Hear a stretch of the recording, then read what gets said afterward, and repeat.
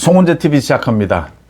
국민의힘의 권성동 원내대표가 김상욱 의원이죠. 이 김상욱 의원에게 탈당을 권유를 했다. 탈당하라고 강요를 했다. 그러니까 쌍특검법이라고 부릅니다. 내란특검법, 또 김건희 특검법. 여기에 이제 찬성 투표를 한 김상욱 의원이었다. 김상욱은 뭐 대표적으로 지금 윤석열 대통령에 대해서 그 탄핵 찬성을 했고 1인 시위도 벌였고 이 국회 본관 앞에서 계속해서 뭐 언론 각종 인터뷰를 통해서 국민의힘의 당론과는 정반대로 이제 계속 가고 있다. 모든 것에 대해서 이 특검법 뭐 탄핵 뭐 모든 것 마찬가지입니다.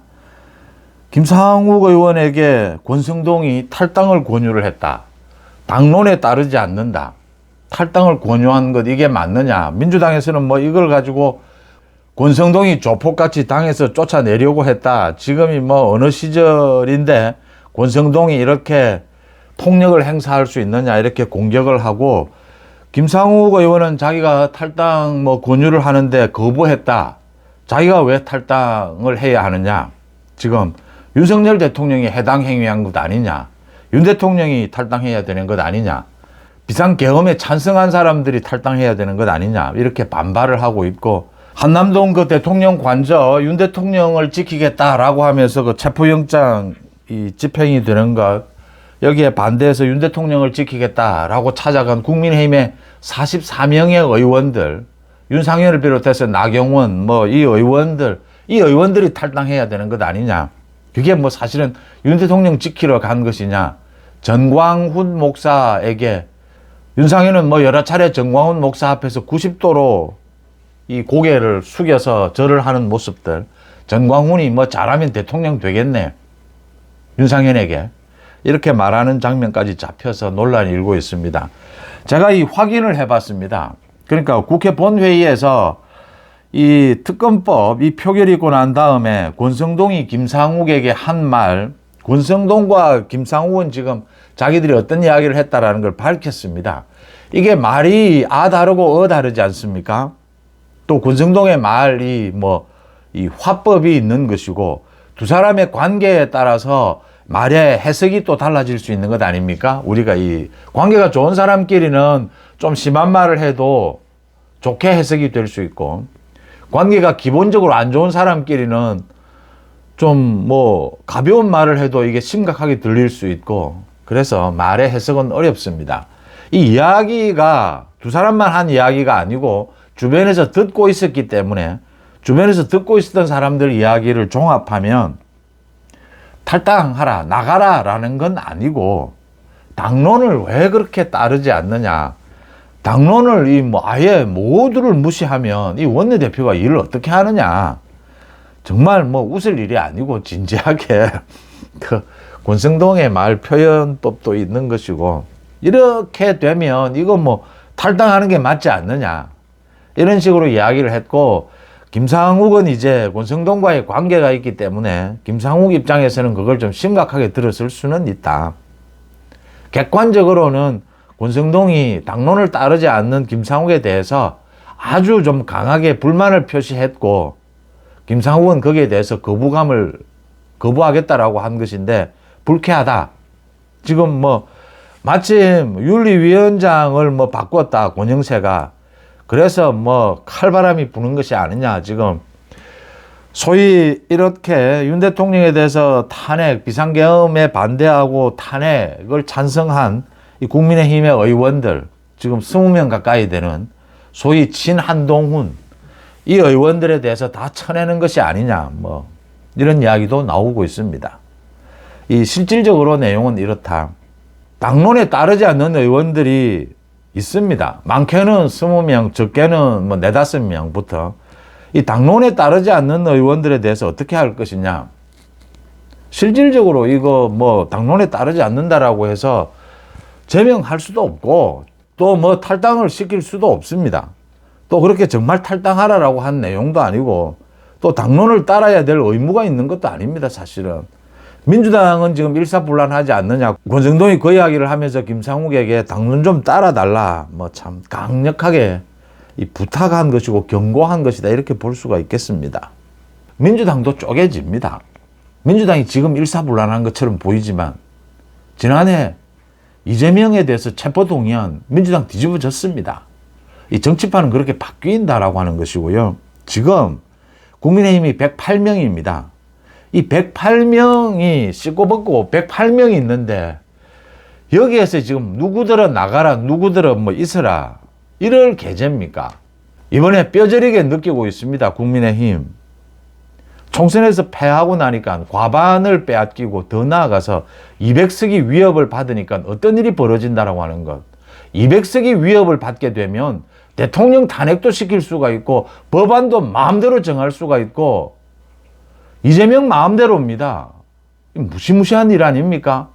대통령이 비상계엄을 선언을 했는데 국회가 곧바로 뒤집어 버립니다. 과반도 안 되는 대통령이, 여당 과반이 안 되는데 대통령이 비상계엄 뭐 이런 걸 선언할 수 없는 겁니다. 국회에서 바로 뒤집어 버립니다. 하물며 과반이 아니고 지금 3분의 2, 200석을 위협하고 있습니다. 야당이. 이런 판국에 지금 뭐 누구들은 나가라, 누구 들어오라. 간단합니다. 지금 지지율이, 윤 대통령에 대한 지지율, 국민의힘의 지지율이 민주당을 앞섰다.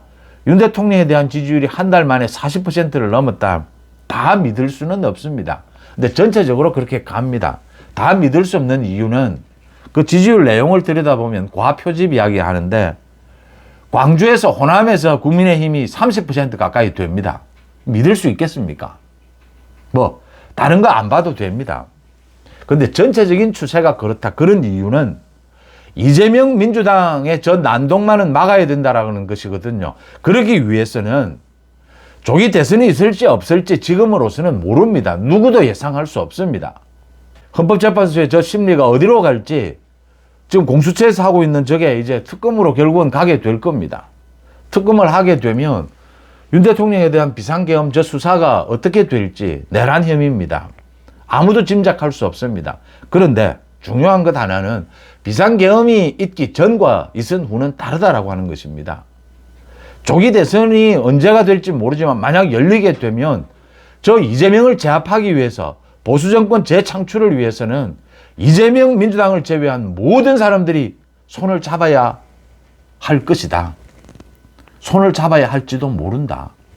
지금 국민의힘 내부에서 비상계엄에 찬성하느냐 찬성하지 않느냐, 윤 대통령 탄핵에 찬성표를 던졌느냐 아니냐, 지금 당론을 정하는데 이 뭐 특검법에 반대했느냐 찬성했느냐, 이건 정말 작은 것입니다.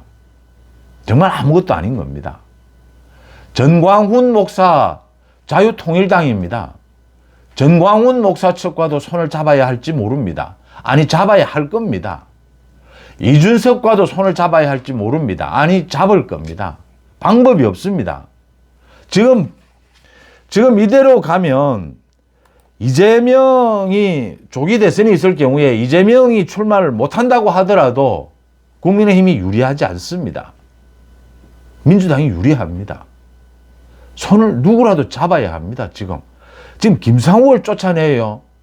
지금 누가 누구를 쫓아낼 수 있단 말입니까? 국민의힘 108명, 홍준표 말대로 80명, 90명으로도 갈 수 있습니까? 절단 납니다. 모든 법안을 다 만들어낼 수 있습니다. 이재명이. 보고 있지 않습니까? 이재명이 이 정권을 잡으면 어떻게 되겠습니까? 그 다음 날 바로 이재명이 일반 사면할 겁니다. 법률안 만들어 제낄 겁니다. 자기 죄, 자기 잘못 전부 없애버릴 겁니다. 뭐 완전히 독재로 갈 겁니다.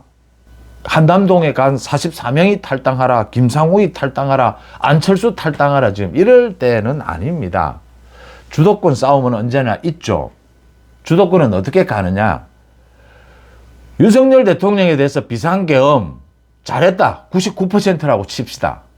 그러면 헌법재판소에서 국민들 여론이 99%니까 윤석열 대통령 비상계엄에 대해서, 윤석열 대통령에 대한 탄핵에 대해서 이건 뭐 각하를 하든지 기각을 하자, 그렇게 결정합니까? 아닙니다. 법리는 법리대로 있습니다. 또 공수처나 이 특검에 따라서 비상계엄에 대해서 수사를 하게 될 겁니다. 내란 혐의. 이건 법리와 증거에 따라서 갑니다. 국민들의 여론이 뭐 어디로 가든지 크게 영향받지 않습니다. 뻔한 일이지 않습니까? 이게 눈에 보이지 않습니까? 그러면 한 달이나 두 달 뒤에 어떻게 되겠습니까? 많은 것들이 달라지게 됩니다. 지금 아주 큰 것이 조기 대선이 있을 것이냐 없을 것이냐. 만약 조기 대선이 펼쳐진다면 이재명이 출마할 수 있을 것이냐 없을 것이냐에 따라서 지금 집권 여당 전체의 전략은 완전히 바뀔 수밖에 없습니다. 근데 어떤 경우에도 전체가 손을 잡아야 합니다. 이재명, 민주당을 제외한 모든 세력이 전부 손잡아야 합니다. 전광훈에게 가서 90도로 절을 왜 합니까? 윤상현이. 윤상현 같이 1%, 2%밖에 안 되는 이런 뭐 사람이 뭘 해보려면 전광훈처럼 확실한 소위 강성, 묶어져 있는 저 사람들의 지지를 받아야 하는 겁니다. 그게 또 가장 쉬운 겁니다. 대신 이제 오세훈이나 홍준표는 그렇게 하지 못하죠. 외연 확장을 해야 되니까.